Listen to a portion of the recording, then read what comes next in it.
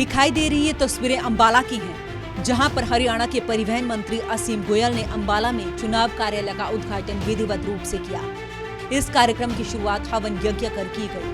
वहीं इस मौके पर जिला अध्यक्ष मनदीप राणा और भारी संख्या में बीजेपी कार्यकर्ता मौजूद रहे। महिलाओं ने भी इस कार्यक्रम में बढ़ चढ़कर भाग लिया। असीम गोयल ने मीडिया से बात करते हुए भारी मार्जिन से जीत का दावा किया है।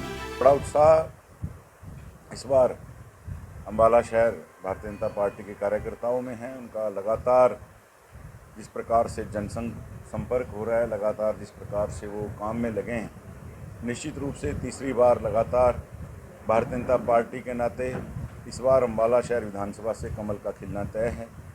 और जो 10 साल के डबल इंजन की सरकार के अच्छे कार्य हैं, जो नीतियां हैं, चाहे वो किसी भी नाते रही हों, हर वर्ग उनसे कहीं ना कहीं लाभान्वित हुआ है। और अंबाला शहर की स्वाभिमानी जनता का जनार्दन का आशीर्वाद हमें भरपूर स्नेह, भरपूर आशीर्वाद हमें मिल रहा है। वहीं कांग्रेस की पहली लिस्ट को लेकर भी असीम गोयल ने निशाना साधा और कहा कि टिकट वितरण को लेकर कांग्रेस दबाव में है। कांग्रेस की भी लिस्टें बाकी हैं, लेकिन एक बात उनकी सूची में स्पष्ट रूप से समझ आती है कि अंतर्कलह जो कांग्रेस के अंदर है।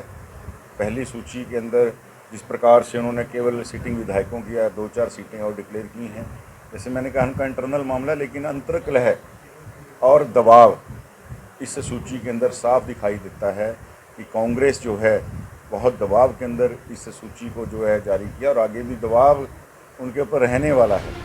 बीजेपी की पहली लिस्ट आने के बाद भगदड़ मची हुई है, जिस पर असीम गोयल ने कहा कि बीजेपी एक बहुत बड़ा परिवार है और दावा किया कि जल्द जो भी रूठे हैं उन्हें मना लिया जाएगा और जल्द ही एक बार फिर से सब इकट्ठे होंगे। परिवार है भारतीय जनता पार्टी का परिवार, इन 10 सालों के अंदर बहुत बड़ा हुआ है। बहुत से साथी दूसरी विचारधाराओं से भी आए, हमारा एक पुराना भी कैडर है।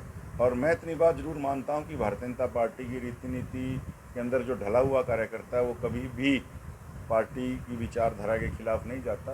और जो कुछ साथी जो गुस्सा है, उस गुस्से को जो है उनको मना भी लिया जाएगा, दूर भी कर दिया जाएगा।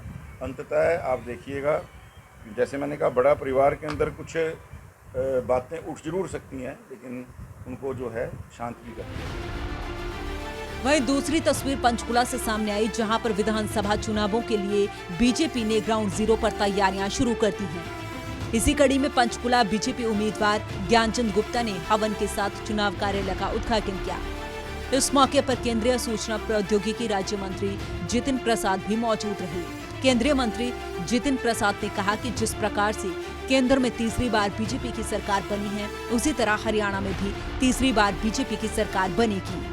आज सौभाग्य प्राप्त हुआ है यहाँ पंचकुला हल्का प्रभारी थे मुझे आने का, और हमारे यहाँ के कुछ जिला प्रत्याशी चुनाव कार्यालय का उद्घाटन और पूरे विश्वास के सकता डबल इंजन चल रहा है। एक तरफ केंद्र सरकार भाजपा की छोटी दूसरी तरफ प्रदेश की सरकार यहाँ पर हरियाणा में आप देखिएगा रिकॉर्ड होगा। जो ऐसे प्रधानमंत्री नरेंद्र मोदी जी के नेतृत्व में तीसरी बार भारतीय जनता पार्टी को जनमत मिला, देश की जनता ने दिया, उसी के तर्ज पे हरियाणा में भी तीसरी बार भारतीय जनता पार्टी की सरकार बनने वाली है।